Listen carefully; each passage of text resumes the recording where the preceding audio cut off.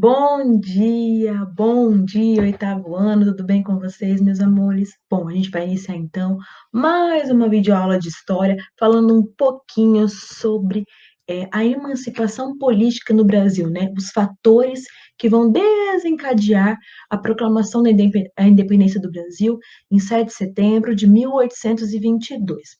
Bom, a gente vai começar então com a nossa apostila, tá? A Pro vai compartilhar agora com vocês a apostila para estarem acompanhando junto com a Pro, e a Pro vai dar um resuminho bem rapidinho do que a gente já viu na nossa aula anterior, ok?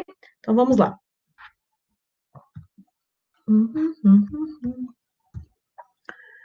Vamos pegar aqui a apostila. Então vamos lá, vamos vendo junto com a professora Gabi. Então aí, percebam que a professora Gabi já grifou algumas partes que eu considero, vamos dizer assim, mais importantes para vocês, ok?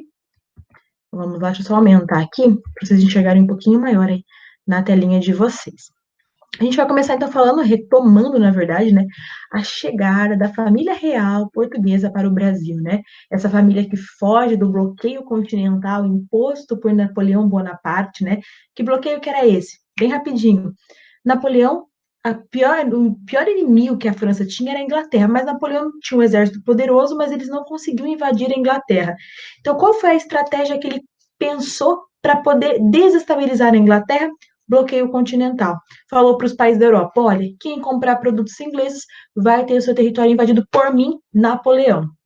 Portugal era muito amigo, né, o rei de Portugal, os governantes de Portugal, muito amigo dos governantes da Inglaterra. Então não tinha como Portugal, de repente, quebrar as relações com os ingleses. E aí, o que acontece? Portugal é invadido pelos franceses, mas mal sabia Napoleão Bonaparte, né, que o Dom João, então príncipe regente do Brasil e de Portugal, já havia, fugido para o Novo Mundo, já havia fugido para sua colônia no Brasil, na região aqui da América. Então, ele fala ali um pouquinho sobre o bloqueio continental, a chegada dessa família real portuguesa, né, com todos os seus membros da elite portuguesa, foi muito festejada, foram 9 dias de festa, o povo festejou, foi aquela confusão toda, vamos dizer assim, né? Jogaram flores para a chegada deles, da família real e tudo mais.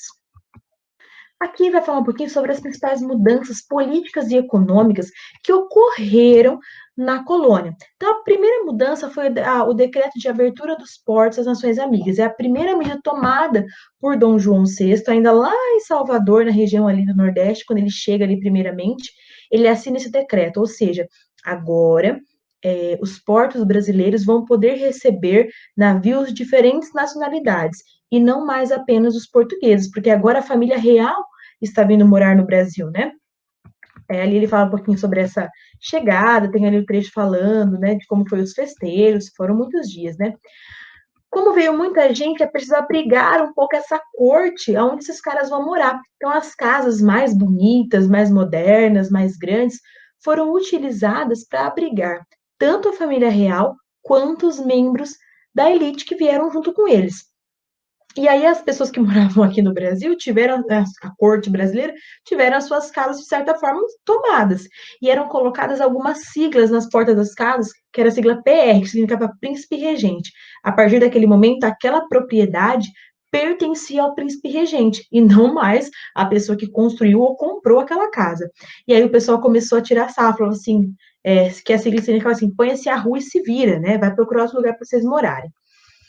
Aí ele vai falar para a gente também que a cidade do Rio de Janeiro vai passar por um grande processo de modernização, com diversas novas construções na paisagem carioca, né? Que foi feito a partir do quê? Da cobrança de impostos, né? Do elevado cobrança de impostos, começa a se construir isso.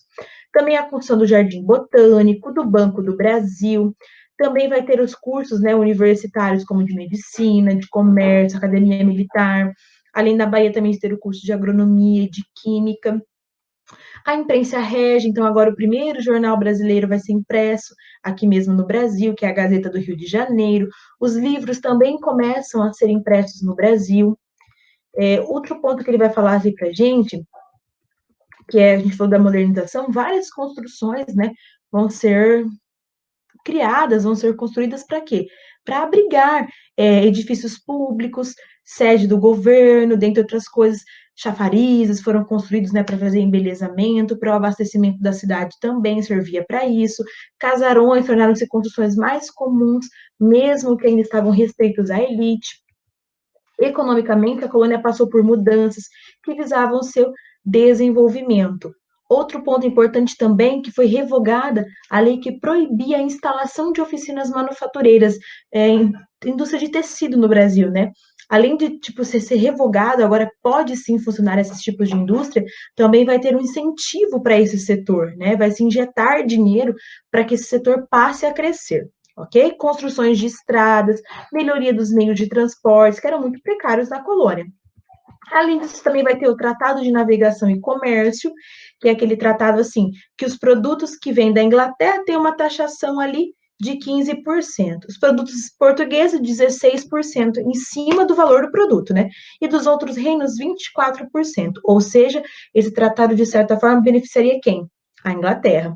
Houve também o Tratado de Paz e Amizade, que por meio deste tratado, os ingleses que habitavam, que moravam aqui na região do Brasil, poderiam praticar a sua religião livremente, visto que o reino português era um reino católico.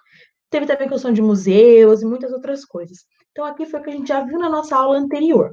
Hoje, a nossa aula, a gente vai começar a falar um pouquinho agora sobre a elevação do Brasil a Reino Unido de Portugal e Algárvares.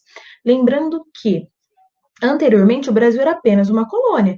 O rei, né, o príncipe regente até então, eles agora não, porque agora ele já é rei mesmo, porque a Dona Maria, que era mãe dele, já havia falecido. Ele se torna então rei do Brasil, que se torna, passa a chamar-se Dom João VI, né? Então, Dom João VI, ele estava lá em Portugal e tomava as medidas para o Brasil. Agora não, agora ele está aqui no Brasil. É daqui que ele toma as principais medidas, inclusive que o povo lá em Portugal vai ter que seguir. Então, olha o que ele fala para a gente ali, ó. Dom João e a corte portuguesa chegaram ao Brasil em 1808 e sem data definida para retorno. A elite brasileira via esse fato com grande simpatia, já que a disposição inicial do monarca em promover melhorias na colônia era encarada como um indicativo de que o período colonial e suas restrições estavam por acabar. Contribuíram para esse pensamento os processos de emancipação política das várias colônias da América Latina, o que mostrava cada vez mais o enfraquecimento do sistema colonial. Com o tempo, entretanto, a empolgação inicial, com essa chegada dessa família real, começou a diminuir. Por quê, meus amores? Apesar daquelas inúmeras melhorias que Dom João colocou para a população, que a população teria, houve um mau planejamento dessas ações e dessas construções. Construções que deveriam ser benéficas para a população, na verdade, se demonstrou ali um escoedouro de dinheiro público. Como assim, professora Gabi? As pessoas pagavam elevados impostos e não viam os benefícios, o retorno desses impostos que elas pagavam. Então, aquela euforia do começo da chegada da família real e das medidas que foram tomadas no decorrer do tempo, isso foi diminuindo com o passar do tempo. Por quê? Porque as pessoas viam pagavam altíssimos impostos e não viam melhorias na colônia.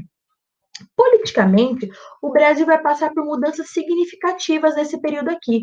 O Brasil, em 1815, mais precisamente em 16 de dezembro de 1815, o Brasil ele passa a elevação a Reino Unido de Portugal e Algárvares. Ou seja, o Brasil não era mais colônia de Portugal. O Brasil agora é Reino Unido. O que quer dizer Reino Unido?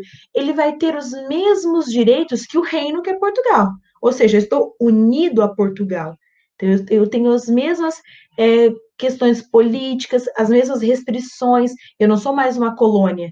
Agora eu sou um Reino Unido de Portugal e Algárvares, que é um outro território que é de domínio português. Tá? Isso daqui é importante. É uma mudança significativa durante esse momento que a família real portuguesa ainda se encontra no Brasil, né? Dom João então faz essa elevação. Não, Brasil, agora vocês não é mais colônia, não. Como eu moro aqui agora no Brasil, agora vocês são Reino Unido de Portugal, ok?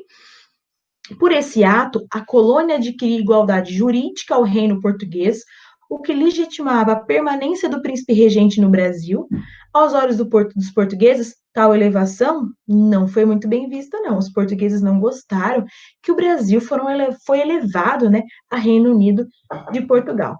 Por que o Dom João faz essa elevação? Ah, ele acordou bonzinho, a professora Gabi falou de repente, ah, vou elevar o Brasil a Reino Unido de Portugal. Não, não é por isso, meus amores.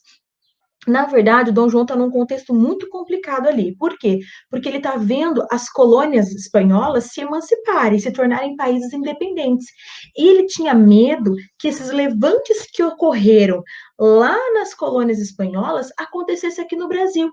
Então, eu preciso trazer para os brasileiros, de certa forma, uma maneira de mostrar que os brasileiros são importantes para Portugal. Então, por isso que ele faz essa elevação do Brasil a Reino Unido de Portugal e Algarves, tá? Ele vai falar aqui nessa parte da população do Rio de Janeiro que vai dobrar devido à presença da corte, que vai atrair muitos negócios, vai atrair imigrantes, né? Então ele fala que a população do Rio de Janeiro dobrou de 50 mil para 100 mil habitantes, né?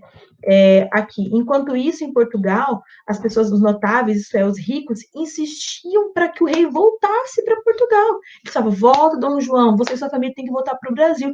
O clamor ficou ainda maior quando Napoleão Bonaparte, lá na França, foi derrotado.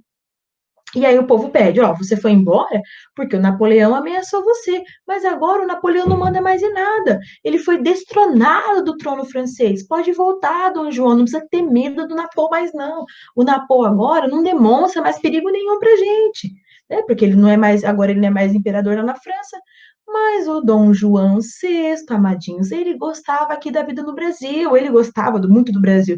E ele mesmo após saber que Napoleão não estava mais governando a França, que Napoleão já havia sido destronado, ele não se abalou muito assim em querer voltar para Portugal, não. Ele continuou permanecendo aqui no Brasil ainda, mas a gente vai ver que ele vai ter que voltar mais para frente.